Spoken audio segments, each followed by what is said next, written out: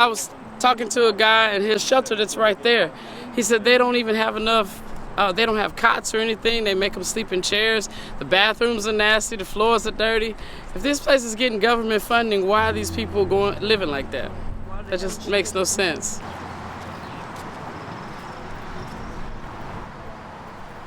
Do you have a phone number or email address? 586. What time you gotta check in?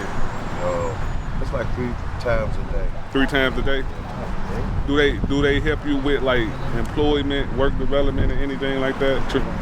It all depends on what type of organization they hook you up with. So you got to be in here at a certain amount of time before you're considered homeless. Right.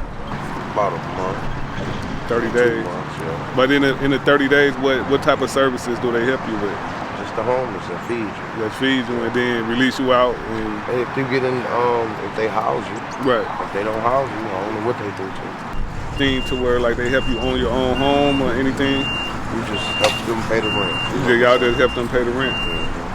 Okay. Would you be interested in owning your own home? Yeah. In 3 to 4 years? Yeah. Okay, that's good.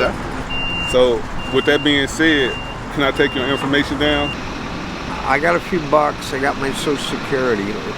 Thank God for that. So I'm like out here and I'm surviving, and I don't even know how I'm doing it. But if you had an opportunity to own a home, would you take advantage of it?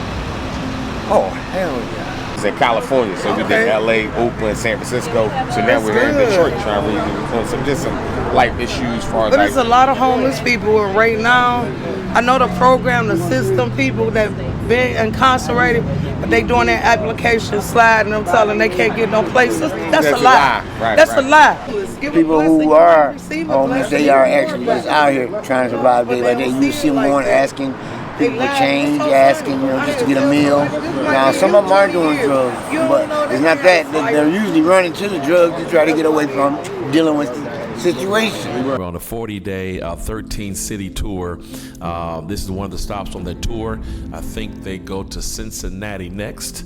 And they're going to cities across our country, meeting with community groups there, bringing resources and how they can partner with cities and city officials and organizations there. Leaders, Mr. Bruce Carter. I'm good. What do you do in this great city of Detroit? What do I do? Yes, sir. I don't do a whole lot, man. I'm here for a hearing with the BZA. Who stepped out for a moment, but those who are still here, if you all could please stand. They stayed for our entire meeting, and we saw them walk in as a group with their wonderful T-shirts on.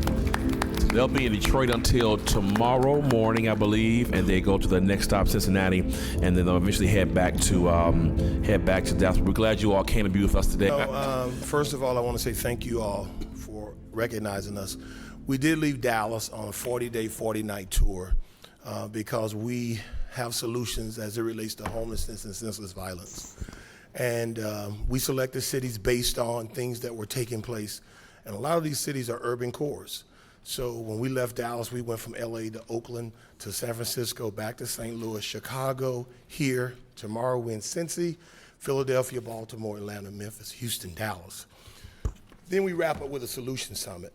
And the end of the day, as I was talking to some individuals in the hall, is we have to create solutions with the limited resources we have. So nationally, we want to look at how do we make this work so we can hold everybody accountable. And I've been in many city council meetings, and some of the issues that have been raised by Councilman Spivey, Tate, and Benson is the accountability that we don't get on the front end. And in these urban cores, I keep hearing about contractors, equity, and what it looks like.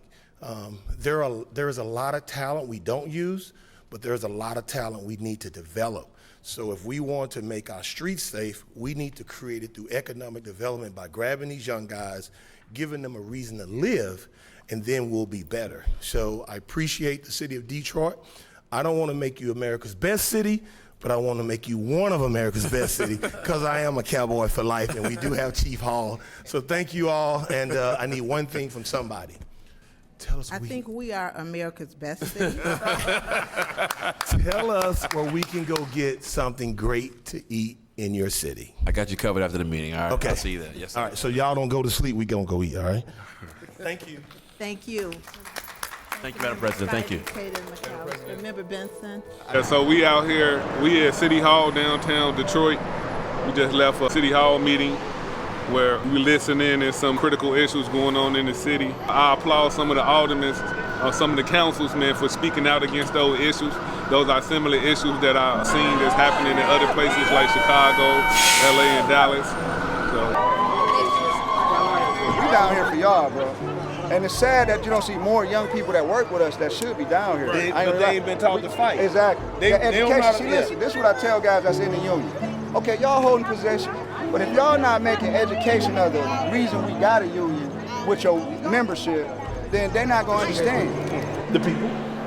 No, seriously. We wrote some solutions for homelessness and senseless violence. So we just met with congressmen, presidential candidates. We just went with City Hall. We're in the middle of the tour. And we just happen to be in Detroit when I'm in my hotel and I see this happening. So it's disturbed by both of them. So we left Dallas 2 weeks ago. We went to LA. Look at this property about this $10 million. They ain't done nothing with it. We just want to know what they did with the money. Last night, a gentleman came, made me commit to come look at this facility. This is a facility at one point that Oprah Winfrey had pledged $10 million, but found out that the organization wasn't up to her standard. And now here we are roughly 5, 6, 7, 8, 9 years, according to them, with all this opportunity from one block to another block. And when we have resources like this, it's a magnificent start. But you got land, there's so much you could be doing. These are things in America we gotta fix and iron out, because this is why people don't make it, for that reason. But we're gonna get there.